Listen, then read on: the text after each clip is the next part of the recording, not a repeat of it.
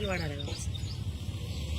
Product బయటికి వెళ్ళినప్పుడు దీనికి కాల్షియం జెల్ టానిక్ కానీ, తర్వాత ఈ ప్రొడక్ట్స్ బయటికి రాకుండా తాడు వేసుకోవాలి. అట్లా తాడు అటు వెనక నుండి ముంగటి నుండి కిందికి, కింద నుండి ఇక్కడికి వేసి ఇట్లా కట్టుకోవడం వల్ల దీనికి బయటికి రాకుండా ఉంటుంది.